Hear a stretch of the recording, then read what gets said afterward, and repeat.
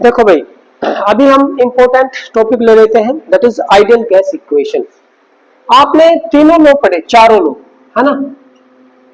चारों लो के अंदर हमने एक एक क्वांटिटी को फिक्स किया था।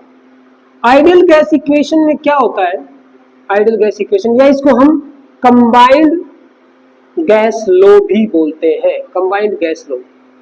ओके, यानी कि जैसे आपने प्रेशर को कांस्टेंट रखा, दो वेरिएबल के बीच में कुछ कर रहे हो, फिर आपने दूसरे को कांस्टेंट रखा, अनदर टू को देख रहे हो कि उनके बीच में कैसा वेरिएशन है। मान लीजिए ये प्रेशर P1 है, वॉल्यूम V1 और टेम्परेचर T1, ये कोई एक गैस है ना, राइट।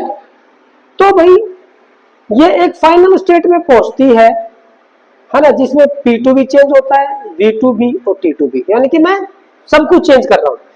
मान लो जैसे मैं एक स्टेज में गया, कीपिंग टेम्परेचर कांस्टेंट, इस स्टेज में टेम्परेचर को कांस्टेंट रखूंगा तो P2 चेंज होगा, V2 चेंज होगा, temperature is this one.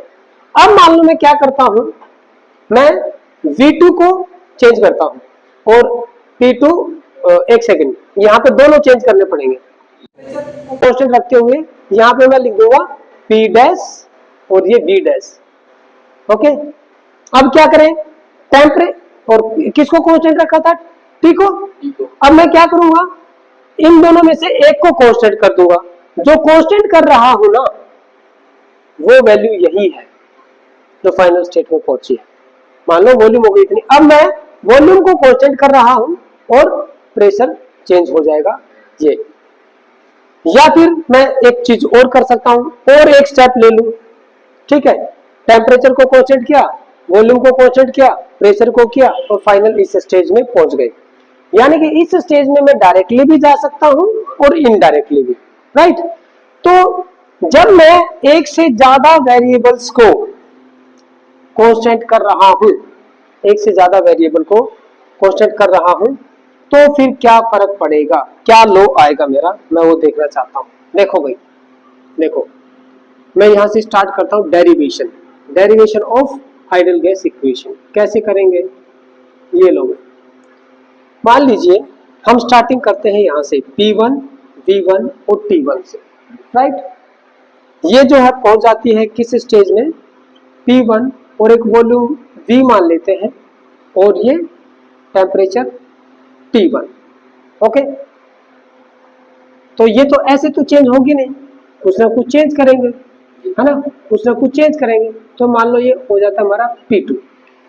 Okay, तो लगाइए भाई, टेम्परेचर कांस्टेंट है according to Boyle's law. Boyle's law क्या हो जाएगा, बॉयल्स लॉ क्या कहता है, P1 V1 is equal to P2 V2, यही कहता है ना। या मैं बोल सकता हूँ PV is equal to constant, यही रहता है, PV is constant at constant temperature. तो इसका मतलब क्या है, P1 V1 will be equal to P2 V at temperature T1। Okay, यहां से V की वैल्यू निकाल लो, P1 V1 upon P2 will be equal to V, है ना। ये हमारी इक्वेशन नंबर 1 आ गई, P1 V1 अपॉन P2। अब हम क्या करते हैं, अब एक काम करो, इस P2 को कांस्टेंट कर दो, तो P2 कांस्टेंट करेंगे तो कौन सा लॉ लगेगा, Charles law. Okay, keeping pressure constant, now constant, that is P2, okay, and applying Charles law। क्या हो जाएगा भाई, चार्ल्स लॉ क्या कहता है, चार्ल्स लॉ ये कहता है कि भाई volume is directly proportional to temperature, so V by T is constant. इसका मीनिंग क्या हुआ, V1 अपॉन T1। तो इस स्टेज में अब इस स्टेज में हम पहुंच चुके हैं, है ना। तो अगली स्टेज क्या होगी अपनी, P2 V P1 से किस में चले जाएंगे, कीपिंग P2 कांस्टेंट, ये हो जाएगी आपकी नई वॉल्यूम, मान लो V2, और टेम्परेचर हो जाएगा नया टेम्परेचर T2। तो क्या रिलेशन आएगी अपनी, V1 by T1, ठीक है, V1 by T1, volume is directly proportional to temperature. V by T1 वही है। हाँ, तो यहाँ पे इस स्टेज की जो वॉल्यूम है वही लेगा ना, क्योंकि मैं इसमें पहुंच चुका हूँ बेटा। अब इससे मैं इसमें जा रहा हूँ, ये बीच वाली स्टेज है, तो यहाँ पे जो वॉल्यूम आई V अपॉन में इतना temperature will be equal to, यहाँ पे जो वॉल्यूम आई वो अपॉन में इतना टेम्परेचर। यहाँ पे V की वैल्यू निकालो, V will be equal to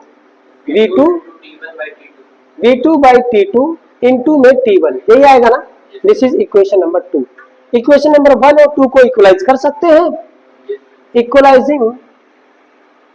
equalising equation 1 and 2 या कंपेयरिंग, क्या आएगा, P1 V1 upon P2 will be equal to V2 into T1 divided by T2। ठीक है जेंटलमैन।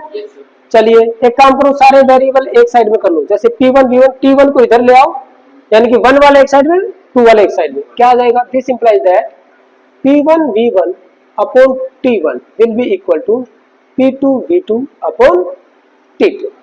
ये आपका आ गया फाइनल एक्सप्रेशन। ओके, हम क्या कर रहे हैं, हम P1 V1 T1 से फाइनल स्टेज में जा रहे हैं P2 V2 T2, यानी कि मेरे तीनों वेरिएबल चेंज हो रहे हैं, तीनों वेरिएबल एक एक करके। एक बार एक ऑपरेशन में हम टेम्परेचर को कांस्टेंट कर रहे हैं, दूसरे ऑपरेशन में प्रेशर को। ठीक है, दोनों लो अप्लाई किया हमने, यानी कि सब कुछ चेंज हो रहा है, सब कुछ चेंज हो रहा है।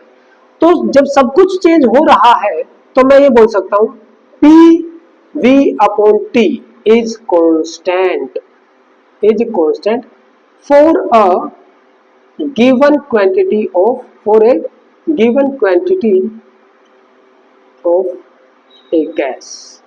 ठीक है, this is known as combined gas law, इसी को हम कंबाइंड गैस लॉ बोलते हैं।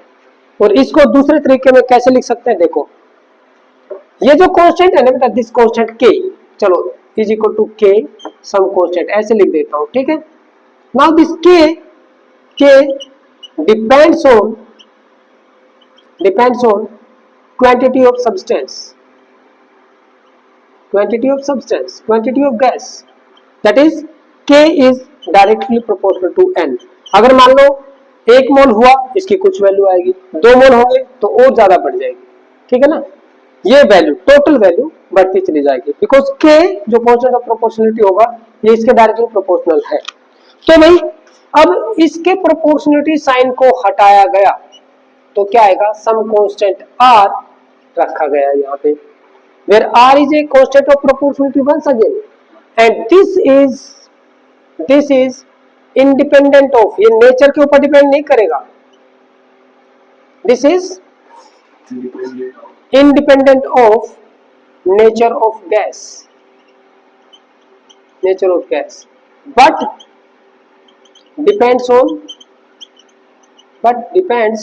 on quantity of gas,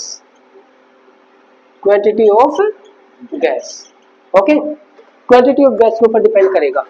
for one mole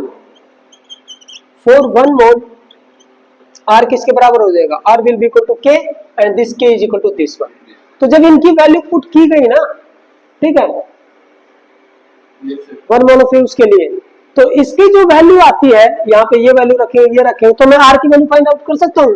1 मोल के लिए R की वैल्यू ये आई थी मेरी 8.314 जूल पर केल्विन पर मोल, इसकी यूनिट है, इसकी यूनिट को याद रखना, जूल पर केल्विन पर मोल, और ये इसकी value.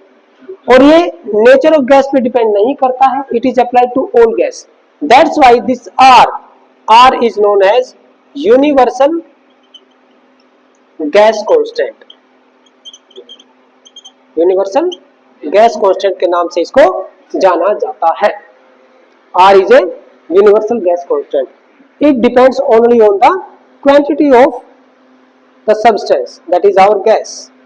For 1 mole of a gas, it is 8.314 joule per Kelvin per mole. Okay? ये हो गया आपका ये। तो एक बात बताओ, अगर मान लो मैं ये वैल्यू यहाँ पे रख दूं तो क्या आया भाई, PV by T equal to NR, है ना, ये लिख सकता हूं। So PV is equal to NRT, ये हो गई आपकी required expression, and this is known as ideal very famous ideal gas equation PV is equal to nRT, ये आपकी आइडियल गैस इक्वेशन कहलाती है, ठीक है। Where P is pressure, V is volume, N is number of moles of the gas, R is universal gas constant, P is temperature in Kelvin. This is known as ideal gas equation. तो ये हो गई आपकी derivation, इसको ideal gas equation बोलते हैं, और ये है आपका कंबाइंड गैस लॉ। बात एक ही है, ऐसे लिखो या फिर ऐसे लिखो या फिर ऐसे लिखो, एक ही चीज है, ठीक है ना। So ideal gas equation and this is combined gas law, ये न्यूमेरिकल में काम आएगा भाई। देखो अगर मान ये यहाँ पे 6 क्वांटिटी है, 5 आपको दे दे तो 6 क्वांटिटी आप फाइंड आउट कर सकते हो, ठीक है ना। यहाँ पे 1 2 3 4 और ये 5 ये कांस्टेंट है, 1 2 3 4 जो है वेरिएबल क्वांटिटीज है, 4 में से 3 आपको दे देगा, 4th पूछ लेगा। आर की वैल्यू कांस्टेंट रहेगी 8.314 जूल पर केल्विन पर मोल, 1 मोल के लिए, ओके। होगा नोट डाउन, पूरा नोट डाउन, ठीक है, इसको नोट डाउन करो। आज हम इतना ही करेंगे, ठीक है ना। आइडियल गैस इक्वेशन तक हो गया, अगले वीडियो में हम आर के बारे में थोड़ा सा और डिस्कस करेंगे, ठीक है। आर के बारे में डिस्कशन थोड़ा सा और करना पड़ेगा, इसकी नेचर क्या है, इसकी अलग अलग यूनिट भी हो सकते हैं, एक्चुअल में है क्या, हम उसको फाइंड आउट करने की कोशिश करेंगे, ठीक है। चलो नोट इट डाउन।